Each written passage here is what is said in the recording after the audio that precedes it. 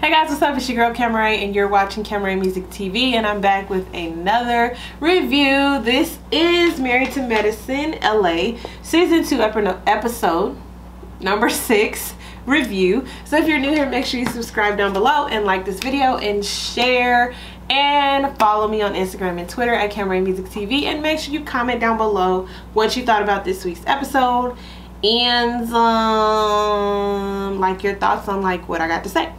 All right, so y'all know last week we got that little commentary episode with Quad and can't remember her name because I don't watch Married to Medicine Atlanta, but I wasn't here for it. And when we first got told that they were going to do this, I thought for sure it was going to be a new episode, but it wasn't, so I really wasn't here for it, and I was going in on Twitter and I refused to watch it. But we're back with a new episode this week, and was it just me, or I felt like it was like newly shot or newly edited, or did I just miss them?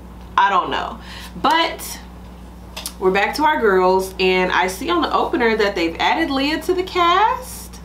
So there's lots of little different changes that I don't know if everybody noticed, but I noticed. Okay, Jasmine and Kendra are sprinting. You know, Dr. Imani, Dr. Britton, and Dr. Contessa are still in NOLA. Y'all know it's homecoming. Y'all know they speaking at certain engagements and having panels for doctors at Xavier. And you know, we just kind of get a glimpse of what everybody's doing. Okay, so Dr. Imani is talking to, wait a minute, let me go back. Oh, Kendra, Shanique, and Jasmine go to Aerial Fitness. And I was nervous for Kendra because, you know, I'm not 200 pounds, but I'm a tall girl, and I'm not 150, but I'm not 200. And so them ribbons, I'd have been nervous too. Like, these gonna be able to hold me? Y'all see all this? These gonna be able to hold all this? So I could see why she was nervous. You know, Shanique and Jasmine, they little girls. But, you know, they're sitting there talking. They're mostly talking about fitness and, you know, dropping the weight and eating habits and all of that. We see Kendra has all of these snacks, and Jasmine is ridding of all of them. Okay, so Dr. Imani talking to her husband,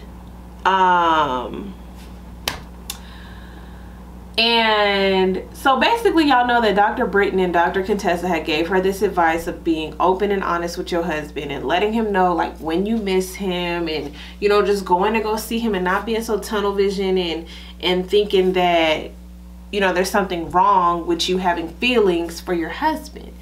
So her approach, her delivery when she got on this phone with Phil of being like, well, like, if you want me to come down there, like, you know, I would just think, like, if it was like an emergency or something, if you just like absolutely needed me to come down there, like you would say, right? So like, do you need me to do that? Because like Dr. Britton and Britton and Contessa are just giving me like such a hard time, and I'm like, if he needs me to do that, like, you know. So I'm like, your delivery, and then for him to be like, well, I'm kind of working. I'm like, okay, you clearly within y'all dynamic, you're not honest and transparent with him enough to be like, hey, I miss you. And there's something within Dr. Imani that's like, she doesn't give herself that. She doesn't give herself room to feel and be vulnerable like that, because she's probably been hurt when she's done that. So when she tells him that, and then he's like, he has to work, I'm like, okay, even though I'm irritated by what he said, I'm like, okay, we have to acknowledge that her delivery could have prompted in him that it wasn't that big of a deal for them to hang out or be together, like it was nothing. Okay, we do see by the end of the episode that she talks about, you know, getting a divorce, and I don't know if they actually went through with it, but that's a lot. That's deep. So I don't know if Dr. Imani's really being honest about her feelings when it comes to feel like that she's telling him.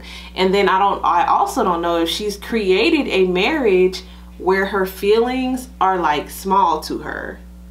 Y'all feel what I'm saying? Like, it's so funny how people can be a psychiatrist, psychologist, and they get paid to do this, but when it comes to them themselves, they don't they don't do it for them. They don't have that same self-care enough to like go through their feelings and put their feelings in that same priority spot that they advise other people to do. So, you know, when she's like later on beating herself up about this divorce thing, and you know, well, she wasn't beating herself up, she was just really sad about it. I'm like, okay, but how did we get here? Nobody's supposed to be here, you know, like how did we get here? So yeah, I feel bad for Dr. Imani, because like I said, she's beautiful, and she's just learning some stuff the hard way, and like y'all know, we are the way we are because of our upbringing, because of what we've seen, and because of our experiences. And the only people that can turn that around is us, truly us. You have to do the work, you have to have the growth, and it's just a lot that has to go down. Okay, so let me wrap up Dr. Imani. She has this shoot for her book cover, and she's talking to us about being vulnerable and keeping feelings inside and depression, but meanwhile she's slaying the shoot, so I can't even stay focused on the nuggets and the golden things that she's dropping and her being vulnerable, because I'm just like, wow, she is just literally freaking flawless. Like, she don't miss a day. Okay, let me see. I'm all over the place because y'all, I'm getting tired. Insecure wore me out. This speaking engagement. So Contessa, Dr. Britton, and Dr. Imani are speaking at Xavier to like a bunch of black female students. And this was endearing for me because I'm like, okay, I like this. We don't get to see this a lot on the Atlanta version. And I always say that because I don't see clips of it. I don't hear about it. I hear about the drama more with the husbands and cheating and all that. So, you know, when you see them up there and they're giving advice and they're taking questions and they're doing this interview, I'm just like, wow. And Dr. Britton is giving the real, okay? So I really love that. And I think it was very beneficial. So I guess Dr. Britton and Dr. Contessa are both Deltas. You know, they're riding on the motorcade. They're talking about, you know, the sorority life and the, you know, college life. Contessa sees her ex-boyfriend. She gets him this double hug. I was like, girl, no ma'am. No ma'am. No ma'am. And then she's also dressed like Beyonce from like House of Darion days. I just was confused by this get up, and y'all did enough dragging of her on Twitter, so I'm not gonna do it here. All right, let's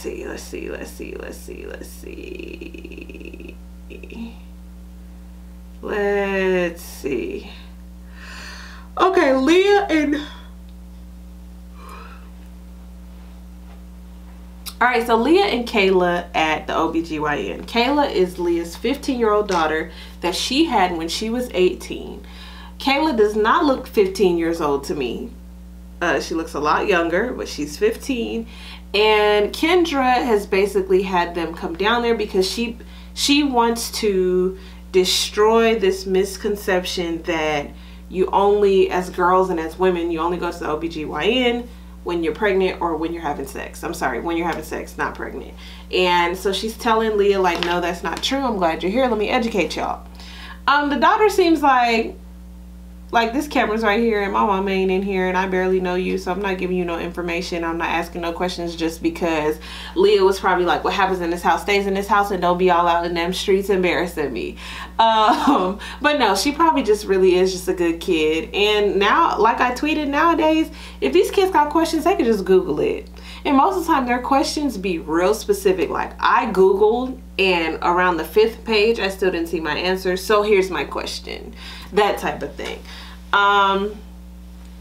So yeah, they talk about that. Britton and Ivy. Britton's having issues with Ivy. Y'all know we've been talking about this for a couple weeks with Britton, with Ivy's little attitude. And she's letting her know, you know, back in my day, my mama would take stuff, she would whoop me, she would, you know, she wasn't doing all this talking and take you out and try to understand adolescence and puberty and all. And Ivy is giving her the business. Okay, it's puberty, mom. Girl. So, you know, it was a cute enough scene, and she's obviously gonna deal with it because it's her daughter and it's not gonna get any better before it gets worse, and then it'll be better, you know, once it's done being worse. Jasmine and Imani go to get gelato, and Jasmine with these little taste cups.